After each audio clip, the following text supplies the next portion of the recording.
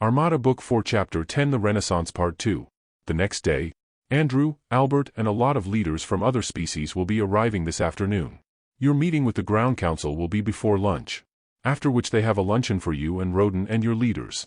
The leaders will meet with the Grand Council and Colony Councils in the evening and dinner will be served after the ceremonies. Olive announced. Olive, I want Ellie, Gantley, Tonin, Cerudum, Jenny, Linda and Lachine to accompany us. The group gathered at Andrew's Bridge. Roden was wearing his formal Inky uniform as was Gantley, wearing his Fleet Armada white formal uniform. Cerudum was wearing his formal First Hand of the King uniform, while Ellie and Lachine were wearing formal dresses. Ellie and Lachine had the luck of wearing the same color of dress, red. Jenny and Linda wore their formal white Air Force uniform. They were beamed into the middle of a large hall. It was a shiny metallic hall 3-story high with white accent designs on the walls, made of what looks like embedded white marble. The windows were all around them from floor to ceiling. One side has a hologram of the 4 colonies in front of them, so they presumed this was the front of the building. There were no columns inside the building, no chairs, no tables. There were 2 uniformed Maccabee officers quietly standing at the front left and right. Olive advised them to stay within the white square on the floor. Then a bell sounded with just one note right in front of them. In front of them they saw a raised floor, 1 foot in elevation, beamed in. Then more than 3 dozen council members in 2 lines standing appeared on top of the raised floor. Then Brawny beamed in and introduced the Grand Master Council first, then the 4 colony councils. More than a third of the council members looked like females, all blondes. As Brawny introduced them, each of them stepped down, approached Andrew's group and shook their hands. Some of the 4th colony council members were already familiar to Andrew's group. All of the council members were at least 6.5 feet tall, lanky but seemingly muscular and dressed in white, similar to Roden's uniform but without the colored decor. The women were also wearing the white pants the men were wearing, but they have an orange accent cloth on their waists. Then the council members went back to a position right in front of Andrew's group with their backs to the raised floor. Then, as if on cue, they kneeled in front of Andrew's group. As they kneeled on one leg, Brawny told Andrew that the Maccabee Grand Council will honor their group as they honor their great leaders of old. Brawny expressed the council's gratitude and admiration. Then the council members stood back up as quietly as they kneeled. Then a wide and long table was beamed behind the council members, replacing the raised floor. Brawny requested Andrew and his group to occupy the far side of the table. There were chairs around the table, presumably for the other council members. In a few minutes the Grand Council sat across Andrew's group at the table. All the other council members sat on chairs around the area around the occupied conference table. Brawny stood at the end of the table. Grand Council Master Horan, Andrew and his group have requested for an early audience with the councils to address 2 major issues. I would like to ask Andrew to speak to the honorable council leaders. Andrew did not expect to talk this early in the meeting. He took it in stride so he would not bungle his role and give the council a wrong impression. Grand Master Horan, he started. Ellie said. Grand Council Master told him through Olive in his implant. Grand Council Master Horan, council members, thank you for giving this request for a meeting your kindest early approval. Foremost, we would like to request, our first request, that you immediately institute reconciliatory moves towards your Maccabee enemies except the criminals. We are not asking you to forgive them, we only ask that you give more understanding to those who were just following orders and were trying to survive. Be more forgiving than usual. Our second request is that you decide on the Greenos and Marsons within a month, otherwise my people will take action. Horan did not stand, and we have been apprised of your activities across several galaxies and engagements. I would like to mention that we, the Grand Council members, are all impressed with your performance in those engagements we came to know. We understand that you requested this condition from the Talonauts and abide by this in all your victories. We also know that your whole Armada believes in this like you here all do. This attitude makes you great leaders and your Armada people great. Our people believe in this attitude as well. He stopped and looked straight at Andrew. Horan continued, unfortunately, I know that my people would say, not now. You have shown how fractured our colonies are. The staggering number of spies and collaborators is very unsettling. Their activities in the 4th colony and recently in the 1st and 2nd colonies are repulsive and degrading to our species as they are to the victims. We have always prided ourselves as an extremely advanced society, and now you show us this. It's like we have not known ourselves for so long. Horan looked to the woman beside him. Commander Chilla, she is head of all military council members in the 4 colonies, please. Andrew, our ships are all busy attending to the needs of the 4th colony. We do not see the Marsons and Greenos as a priority at the moment. I do not think we can deal with the 2 species anytime soon, maybe not even a year. What do you intend to do if we do not deploy our ships to fight the Martians and Greenos? Chilla asked. Normally in these situations we take possession of all their ships, destroy all their ship and weapons building capabilities. If we have to deal with all their leaders we would. Then we demand a peace agreement. In this particular case we leave and let them be. We expect to take advice from you on how you want to deal with them in the long run. Andrew explained. How long will these activities take? Chilla asked. Our people presently deployed in their galaxies only have 400 ships at the moment. But then since we now know of your decision, we would have to dispatch at least 1,000 ships to help out. The reinforcements will arrive in 5 days, so we expect the engagement to end in 2 weeks. Besides, we would be towing a lot of their ships to this galaxy after the engagement. Andrew said. So you took the war to them and expect to finish in 2 weeks? Horan asked. Roger and Eric might have an earlier timetable. But I was just estimating on the safe side. Andrew said. He could not imagine why they wanted to finish or expect them to end it earlier. We thought it will take you about 6 months to a year, that's why you gave us a month's timetable. Frankly, that's incredible even to us if you can do as you say. Chilla said. I thought you wanted it earlier. Andrew said. Ellie looked at Andrew, perplexed. So your decision on the reconciliation is not now. Meaning what? Roden asked. That means you can continue with your investigation or whatever else you do. Our justice system will start their work immediately, especially on the Emperor and his Imperial Council, and we know this will continue for a very long time. We can just foresee the sheer magnitude of the work and we see it's not going to be done in a year's time. Maybe after several years the justice will be rendered to all and our people have settled in and can start forgiving the enemy. Horan said. There is also the matter of the 4 planets. I believe you were given several briefs on the situation in these planets. Bronny interjected. Yes, like twisting a dagger already buried deep inside your body. Horan said and turned to a Maccabee beside him. Second Grand Rapon is Grand Council leader of all Maccabee science in all 4 colonies, please. It is really sad and painful to see our kind doing this. We are deeply shamed. We are deeply hurt. Science is supposed to benefit and not hurt our people. For those planets you have isolated, we have time to investigate and plan our next move. For those criminals you are dealing with at the moment, they have a queue in the justice line but no reconciliation ever. They are all criminals and non-combatants. It's either death or implants for them. We agree the people under the plague should be contained. We also agree that those slaves and victims in the experimental planet be released and processed. We will have our people deal with them as soon as you are done. The Grand Council has communicated to all the fleet commanders to give Linda whatever she needs as their highest priority. We realize that you are finding our people slow to react compared to your people who work bearing a high level of field experience and efficiency. We communicated to our field leadership to assist you as their first priority so you can take leadership if you see fit. Rapon said. Bronny looked at Andrew's group. Please understand these things have never happened to our species, not in the millions of years we have existed. It will take you several hundreds of thousands of years before you can dig up something even remotely close to these in our history. What we have now is like a renaissance of evil and criminality. There is also the issue of the other species that the Imperial forces have taken over, like the Tippets and whoever else is there. We have not taken any action on their problem but will do so immediately now that we know of your decision on the Martians and Greenos. Andrew explained. What will you do? Chilla asked. We will send hop ships all the way to their galaxies, which I understand is around 80 MLY, and send forward ships to gather intel. Then we will come out with a proper response given the new field intel. Andrew said. An older man, definitely plump, stood up and said, Grand Council Master Horan, for the record, I disagree with you letting this group do as they like and wait until they finish their work.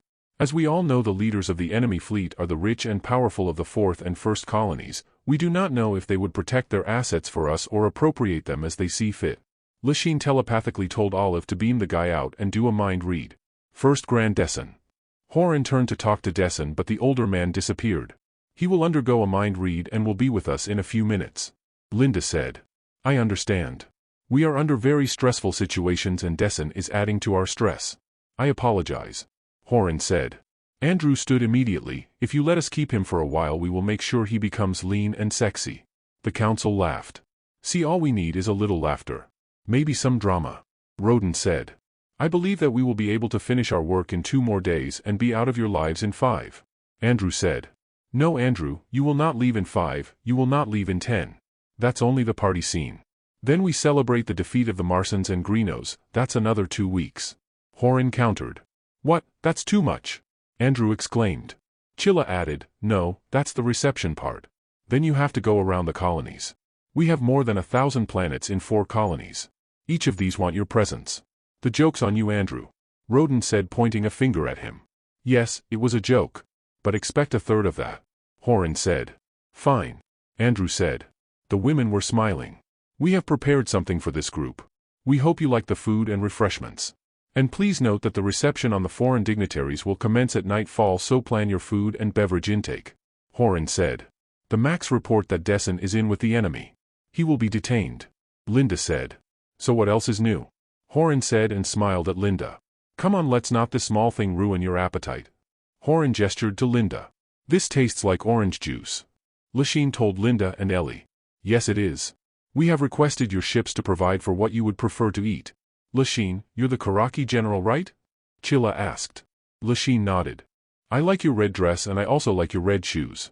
They are a perfect match to your red dress. Chilla pointed to her boots. These are called boots and they are made of leather or skin of an animal.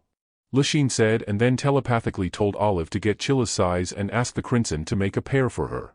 Chilla, we also would like to open up the idea of a personnel exchange. It would be a good opportunity for your people to fight the Greenos and Marsons side by side with our people, or at least learn our ways. Linda said. That is a most welcome idea. I will order our fleet commanders to come out with the officers and men to exchange. How many can we send? Chilla asked. Of hand, maybe 1,400,000 for the 1,400 or so ships. In a way, we also need bodies since more than 1 million of our people are on the ground doing cleanup, refugee, training and whatever work there is. Linda said. And 100,000 scientists for my ships. Ellie interjected. That's a lot. When are they leaving? Chilla asked. From the looks of it, in 2 days. But chances are I would be left to continue the work here. Linda said. We also have to deal with your allies that the bad guys took over or enslaved. Lachine said. We can wait for Andrew to come back. Chilla said. Yes, but in the meantime, we need to send forward ships and drones to get the lay of the land. Lex, you can do this, plot a course for our drones and order the scouts to leave. I think they are all over the place. Linda said, and Lachine nodded. A pair of red boots appeared in front of Lachine. Chilla, excuse me, your boots. Lachine got the boots and handed them over to Chilla. Ellie and Linda looked at Chilla, who looked at the boots, smiled and started removing her white shoes. After some assistance from Ellie, primarily getting hold of a chair to let Chilla sit and wear her boots. These boots feel so right, comfortable, soft and like they were fitted to my feet. Chilla said. Thank you, Lachine. Thank Olive and Crimson. Olive scanned your feet and Crimson produced those boots. So they should fit really well. Lachine said. Horan saw the ladies and, Chilla, red is really your color. Did she also notice your red dress, Lachine, Ellie? She wears red all the time and today is one of the rare days she is not in red or yellow. We decided on the number of personnel to exchange, military and scientists. Chilla said. Good, Ellie, you can talk to our top scientists so we can exchange technologies as well. Horan said. I have already begun. But I want your approval on the high-tech ones. Ellie said. You have access to all including the high-tech ones. Horan declared. After an hour and a half, Andrew requested that his group be permitted to leave and go back to his ship. He told them that everybody would like to take care of business before the party work demands their time. Back at the ship, Andrew and Roden met with Linda, Lachine, Gantley and Tonin. They finalized their timetable and ship deployment. They also met and decided on the hop ships deployments. Lachine was dispatched with 200 ships to recon the other species like the Tippets since she volunteered. Andrew realized Lachine wanted a way out of the celebrations and he just let her because time may be critical. He had a gnawing feeling the other species were hit really hard. After the meeting at the mission room, Andrew sat across Roden on the sofa at the rear of the bridge. You know, Roden, for a very advanced society like the Maccabee, the Grand Council, their very top leadership, conducted themselves very well. I was expecting too much formality, but they seem to have a good sense of humor as well. Look at me, buddy, I am the top dog of the Inky species, and I make it a point to joke around, every day with anybody. You're my inspiration in all my joking attempts. Sure, but sometimes I think I am losing it.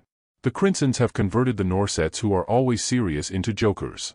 3 Norset scientists even changed their names to the names of the Three Stooges, a popular comedy team in the old planet. This is not good for my image. And I am getting news of pranks being played around the Armada. And I actually laughed with them and my laughing bothers me. You know what I miss, going out there fighting toe-to-toe with enemies, in ships, on the ground or using sabers. I miss the action. Now we deal with politicians, planet leaders, top-level commercial leadership, and every other boring person in the galaxies. A frustrated action hero. Pretty much like you. I agree. Have you watched the TV series about the Armada? Maria showed me some of the episodes where I appeared in. It was actually eerie looking at myself when I know I did not do those things. The writers interspersed stories about our Marines and ground troops and less about us. They told Maria, people wanted action heroes, not stories of building peaceful intergalactic relationships. Conflicts sell, peace do not. Reality is indeed stranger than fiction, because the perceivers are akin to the fiction. Take the Romits for example. Now their society is much better than before. They realized they have missed out on so many things. And they even succeeded with the Norsets and Bofengs to resolve the effect of the Sanet on their people, bringing those infected to lead regular lives. Now they know cooperation brings in more than they give out. The beef, wines and hard liquors are runaway successes among them. These results will never end up in an episode because our writers will look for the conflicts and deaths in the galaxies. So you return their king? No, the queens do not want him back, so he's still part of the Armada. And the queens did not even allow their people to cure their king. Do you still have those anti-drunk shots? Y come prepared. I brought supply for the two of us enough for several months. There was a pause, just then Eric and Roger appeared as holograms. Eric, Roger. Anything dramatic? Andrew asked. Exactly what I told Eric you'd say. This is really freaky, Roger said. Okay, you're right, Roger. Anyway, the drama is between the two species. It begins with the Greenos and Marsons having a deal with the Maccabee enemy Armada for slaves and workers, some technology, and even ships. They have not heard of the loss of their ships, which I find really odd. Anyway, they are both jockeying for the bigger prizes along these terms, better and specialized slaves and better technology. One side feels hurt that the Maccabee enemy Armada favored the other, and they convey this hurt to the Maccabees. Remember, they hate each other. This is really strange because both of them did not even want to help our decoy ships.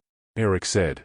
Roger added, we sent Mac taggers to start tagging the leaderships, and they reported that all their leaders on both sides talk and act on ingenious strategies on how to get more from the Maccabees over and above the other side.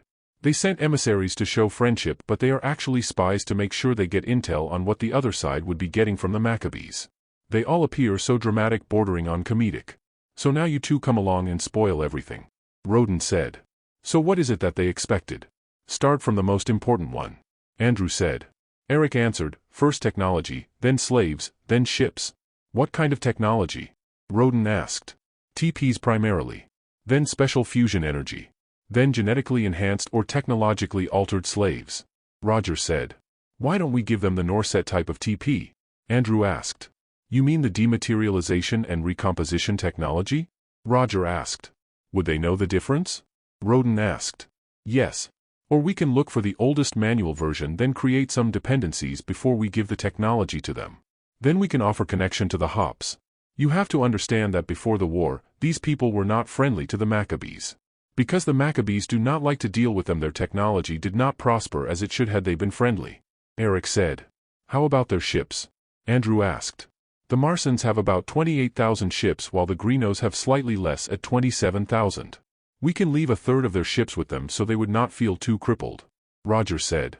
But you still need to destroy their shipbuilding and weapons manufacturing facilities. Or if they sign a non-aggression treaty, we can spare their shipbuilding and weapons facilities. Andrew said. That's entirely feasible. If we talk to them, we may be able to have them sign an agreement that prevents them from making weapons and ships up to a certain level. Then we have to force them to use their manufacturing facilities to manufacture something else. Eric said. I think we should involve the Grand Council to tell us if it's okay to deal the technologies and which ones to get them to sign the agreement. We can provide the Firedon technology and some Norset nanotechnologies, but we still need the Grand Council input. Andrew said. Roden seconded, very good, Andrew. Exactly what I was thinking. Andrew continued, the Grand Council also decided not to dip their hands into your activities. This means we can send an additional 1,000 ships under Gantley and Tonin to help you out. They would need 5 days though, so you would have to wait. I think we should go with all our ships. I don't want to miss out on the fun, wouldn't you, Andrew? Roden asked. Sure, no point staying here. I would just leave Linda to take care of things. But we'll have our ships go ahead and we'll just travel through the hops. That will work. We will just continue our intel gathering, tagging and hacking until you guys arrive. Eric said. Yes, I will provide you with more intel as our work progresses. I think we need a week to be ready enough to talk to them. Roger added. We can even have the head of the Grand Council appear with us before the Greenos and Marsons. Eric said. That will work. Very good, Roger, Eric. Well done. Advise the ships of any development as you go along. Andrew said. Right, boss. Roden. Eric said and gave a crisp salute and beamed out. I will have our ships transfer all developments as they go along. I will take my leave now. Sir, Roden. Roger saluted and left. I like the salute that you guys do. Maybe I should have Gantley start this tradition. It's funny, Roden, for the past few years the Armada have grown to more than a dozen species in a ship. Our uniforms have not changed, the ranks have not changed, the functional definitions have not changed, nothing have changed really. They actually have just become really good at what they do, experts even. But we are still an agglomeration of different military personnel, like a village militia with different uniforms or lack thereof, different sizes and ages, different equipment, and so on.